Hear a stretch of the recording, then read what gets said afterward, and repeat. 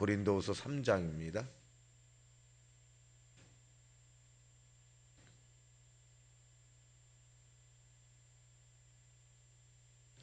3장 1절에서 마지막 절까지 우리 보겠습니다.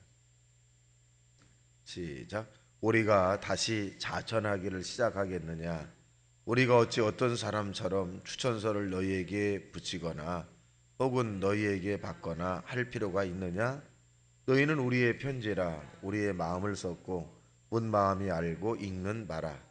너희는 우리로 말미암아 나타난 그리스도의 편지니 이는 먹으로 쓴 것이 아니요 오직 살아계신 하나님의 영으로 쓴 것이며 또 돌판에 쓴 것이 아니요 오직 육의 마음판에 쓴 것이라. 우리가 그리스도로 말미암아 하나님을 향하여 이 같은 확신이 있으니 우리가 무슨 일이든지 우리에게서 난 것 같이 스스로 만족할 것이 아니니 우리의 만족은 오직 하나님으로부터 나느니라. 그가 또한 우리를 새 언약의 일꾼 되기에 만족하게 하셨으니 율법조문으로 하지 아니하고 오직 영으로 함이니 율법조문은 죽이는 것이요 영은 살리는 것이니라. 돌에 서서 새긴 죽게 하는 율법조문의 직분도 영광이 있어 이스라엘 자손들은 모세의 얼굴에 없어질 영광 때문에도 그 얼굴을 주목하지 못하였거든. 하물며 영의 직분은 더욱 영광이 있지 아니하겠느냐? 정죄의 직분도 영광이 있은즉 그의 직분은 영광이 더욱 넘치리라. 영광되었던 것이 더 큰 영광으로 말미암아 이에 영광될 것이 없으나 없어질 것도 영광으로 말미암은즉 길이 있을 것은 더욱 영광 가운데 있느니라.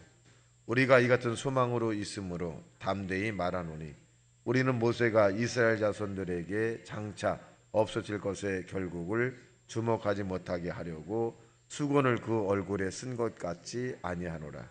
그러나 그들의 마음이 완고하여 오늘까지도 구약을 읽을 때 그 수건이 아니하고 있으니 그 수건은 그리스도 안에 없어질 것이니라. 오늘까지 모세의 글을 읽을 때에 수건이 그의 마음을 덮었도다. 그러나 언제든지 주께로 돌아가면 그 수건이 벗어지리라. 주는 영이시니 주의 영이 계신 곳에는 자유함이 있느니라. 우리가 다 수건을 벗은 얼굴로 거울을 보는 것 같이 주의 영광을 보매 그와 같은 형상으로 변화하여 영광에 이르니 곧 주의 영으로 말미암으니라. 아멘. 자, 오늘 본문에 있는 내용은 그 영의 일꾼의 역할에 대한 부분을 말씀해 주고 있습니다. 이 땅에 육신의 직분도 굉장히 중요하죠. 그러니까 육적인 일을 하는 사람들을 많은 사람이 존경도 하고 또 인정도 하고 그렇습니다. 그런데 이 육적인 직분도 감당을 잘하면 많은 사람에게 존경을 받지만 직분을 잘못 감당하게 되면 남용이라든가 전용이라든가 이런 부분을 잘못하게 되면 많은 사람에게 지탄을 받습니다. 우리가 일련의 사건 가운데 대통령 탄핵 사건이라든가 이런 직분들의 자기 포지션을 이탈함으로써 이 징계를 받는 또 엄청난 충격을 나타내는 그런 일도 있습니다. 여기에서의 이 바울은 고린도 교인을 향해서 뭐냐면 하나님의 일을 하는 사람들을 얘기합니다. 그래서 일이 뭐 교사는 이 큰 일이고 봉사는 작은 일이고 이런 구분적인 것은 아닙니다. 자기가 하나님께 받은 은사의 그 기준을 통해서 하나님의 일을 하는 것이 하나님께 영광이 되는 것이지 이 역할이 크다 작다 중하다 중하지 않다 이것은 의미가 없습니다. 우리 신체도 마찬가지인데 눈이 중하고 손이 중하지 않고 발이 중하고 또 귀가 중하지 않는다? 그렇지는 않습니다. 걷는 것이 중요하다, 발이 중요하다고 하면 귀도 듣는 것이 중요해야 되고 귀가 중요하다면 발은 중요하지 않느냐? 안 그렇습니다. 귀는 귀의 역할이 있고 발은 발의 역할이 있고 눈은 눈의 역할이 있고 또 손은 손의 역할이 다 있는 것입니다. 그래서 각자의 맡겨진 포지션 위치에서 하나님의 영광을 나타내는 것이 가장 중요하다라고 하는 것을 강조하고 있습니다. 자, 1절 보겠습니다. 시작. 우리가 다시 자천을 하기를 시작하겠느냐? 우리가 어찌 어떤 사람처럼 추천서를 너희에게 붙이거나 혹은 너희에게 받거나 할 필요가 있느냐? 내려가거나 올라가거나 이건 의미가 없다는 거예요. 좋은 사람이 나쁜 사람이다 평판을 받을 이유가 없다는 것입니다. 그것은 뭐냐? 우리 스스로의 자신이 예수 그리스도의 편지라는 것입니다. 우리 스스로. 그러니까 나는 높은 사람이고 너는 낮은 사람이고 나는 중요한 사람이고 이 의미가 아니라는 거예요. 저와 여러분 그리스도의 마음을 품고 있는 이 주변 사람들이 볼 때 우리를 읽는다는 거죠. 저 사람은 예수 믿는 사람인데 겸손한 사람. 또 저 사람은 예수 믿는 사람으로서 사랑이 많은 사람. 다른 사람이 우리를 읽는다는 거예요. 읽는다. 그래서 이제 우리 자신이 뭐냐?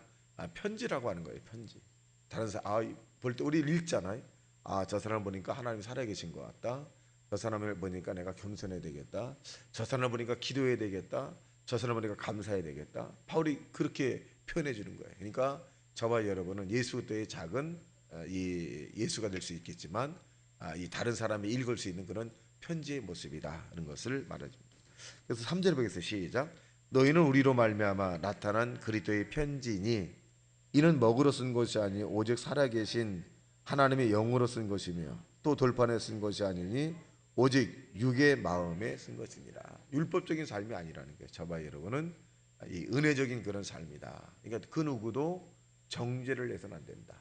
과거의 우리의 모습이 도덕과 윤리적으로 뭔가 부족할 수 있어요. 사람들의 기준을 볼 때 뭐 부족할 수 있어요. 그런데 예수 그리스도 안에 들어온 저와 여러분은 그 누구도 정죄의 대상이 될 수 없다. 왜? 하나님이 죄 없다고 하신 일을 정죄할 수 있겠느냐? 아닙니다. 오히려 부족한 모습이 보였을 때는 위로해주고 또 소망을 주고 이끌어주고 또 용기를 주고 또 기도해주는 그런 모습이 되어야 된다. 이것은 우리 율법적인 그런 직분이 아니다는 것입니다.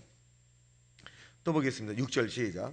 그가 또한 우리를 새 언약의 일꾼 되기에 만족하게 하셨으니 율법의 조문을 하지 아니하고 오직 영으로 함이니 율법의 조문은 죽이는 것이요 영은 살리는 것입니다. 여기서 율법과 은혜, 토라라고 하는 말과 카리스라고 하는 말이 나오는데 율법은 뭐냐면 해석을 하면 던졌다는 거예요. 던졌다는 거예요. 그러니까 언제나 정죄하죠. 언제나 잘못을 지적합니다. 언제나 책망을 하게 되죠.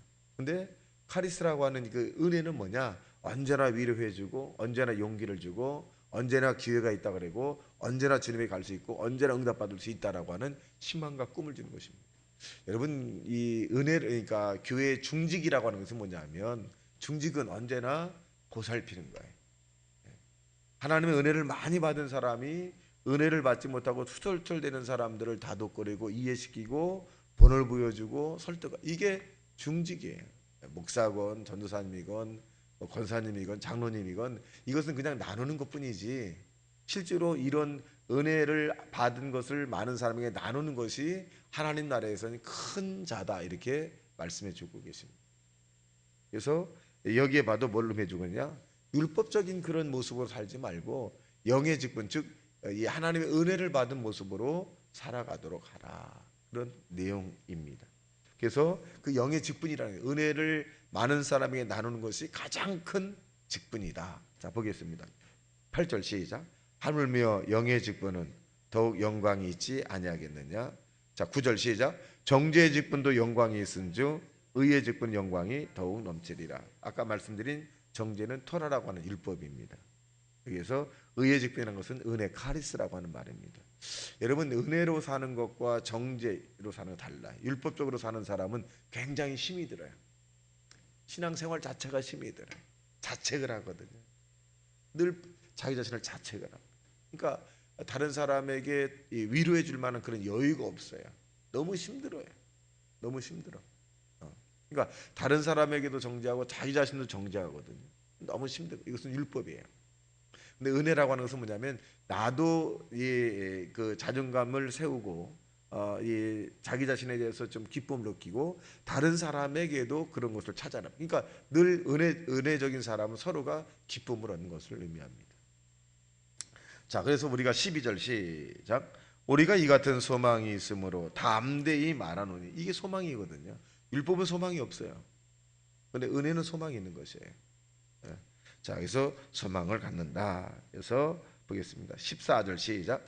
그러나 그들의 마음이 완고하여 오늘까지도 구약이 이를 때 그 수건이 벗겨지지 아니하고 있으니 그 수건은 그리스도 안에서 없어질 것이라. 율법적인 모습의 삶은 너무 완고하다는 거예요. 너무 완고해. 고집이 세요. 받아들일 만한 여유가 없어요. 근데 은혜로운 사람은 뭐냐? 다른 사람의 이야기를 또 의견을 받아들일 만한 여유가 있는 거죠. 여유가 있어요. 예. 그래서 저와 여러분이 율법적인 삶이 아니라 은혜적인 그런 삶을 이 추구해야 되고, 예수님께서 우리에게 은혜를 주셨으니 예수님을 만나면 모든 사람들이 마음이 그냥 쑥 녹아지는 거죠. 나와 같은 죄인도 용서했는데 내가 다른 사람을 용서하지 못할까? 나와 같이 하나님이 나 같은 죄인도 하나님 사랑하시는데 내가 다른 사람을 사랑하지 못할까? 나 같은 불신자를 하나님의 믿음의 자녀로 만들어줬는데 다른 불신자를 내가 용납하거나 이해하지 못할까? 이게 이 카리스라고 하는 것이거든요. 어떤 영화에 나오는 제목, 그 스토리 가운데 이런 얘기 있습니다. 어떤 분이 질문, 당신 신이 있다고 이야기하느냐, 인정하느냐? 그랬더니 그 대사가 어떤 대사냐면, 신이라고 하는 것을 믿는 사람이 안 믿는 사람보다 더 행복하다. 신이 있다고 믿는 사람이 신이 없다고 믿지 않는 사람보다 더 행복하다라고 얘기하고, 그 뒷반절을 이렇게 얘기합니다. 하나님의 나라는, 천국은 돈으로 가는 것이 아니다. 뒷돈을 써서 가는 것은 아니다. 이렇게 제 영화의 장면이 나와서 참 누가 그 영화 감독인지 모르지만 참 명언을 남겼다. 하나님의 나라는 뒷돈으로 가는 것이 아니니까 평상시 잘하라. 직분으로 가는 것도 아니죠, 사실은. 그러니까 세상의 이치의 방법대로 무엇이든지 다 뒷돈을 내면 되는 건 아니다. 그래서 그 제목, 그 스토리를 보고 참 그 감독이 누구인지 참 멋지다, 이렇게 생각을 해봤습니다. 그래서 이제 우리가 이 모세의 그 율법적인 부분을 지금도 이스라엘 사람들은 굉장히 중요하게 여기죠. 그러니까 이스라엘 사람들이 지금 왜 이 중동의 지방에서 왜 그렇게 극악무도한 행위를 하느냐? 율법적으로 보는 거예요. 율법. 그들은 하나님의 선택받은 자가 아니라는 거예요. 이스라엘만이 선택을 받은 자이다라고 얘기합니다.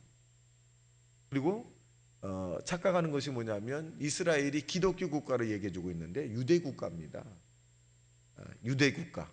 기독교인은 0. 몇 %예요. 그들에게 예수님의 사랑인 은혜가 들어갔다면 저렇게 하진 않을 거예요. 율법이기 때문에 이는 이, 눈은 눈, 악은 악, 코는 코, 뭐 피는 피, 살은 살. 이게 율법이거든요. 이 율법입니다. 그러니까 무자비하잖아요. 그러니까 우리가 이스라엘을 바라보고 또 기독교 국가를 바라보면 차이가 많아요. 그래서 저와 여러분은 율법적인 삶이 아니라 은혜적인 삶을 이미 받은 사람들이죠. 저와 여러분은 성령을 받았고 예수를 주로 고백하고 또 이 하나님의 선택을 받은 저와 여러분이기 때문에 우리에게 율법이 사라지고, 율법이 예수 안에서 완성이 되어 있는 거지고요. 율법이 필요 없다면 안 되는 거죠. 율법 위에 은혜가 이제 더 씌워진 거죠. 그러니까 예수님께서 나는 율법을 폐하러 온 것이 아니라 완성하게 하려 함이라, 이렇게 말씀하신 것처럼 율법에 대한 부분이 은혜로 다 씌웠으면 모든 것들이 다 좋게 보이는 거예요. 정죄하지 않습니다. 그래서 저와 여러분 하나님 앞에 중요한 직분을 가진 은혜의 사람들이라. 여러분이 돌아다니는 편지고, 여러분이 돌아다니는 작은 예수들이고, 여러분을 통해서 많은 사람이 은혜를 받고, 많은 사람이 하나님의 살아계심을 나타내고, 많은 사람에게 위로와 소망을 얻는 그런 귀중한 직분을 받았다는 사실을 믿게 되기를 주님의 이름으로 축원합니다. 다 같이 말씀 생각하며 통성으로 기도합니다. 주여, 주여, 주여.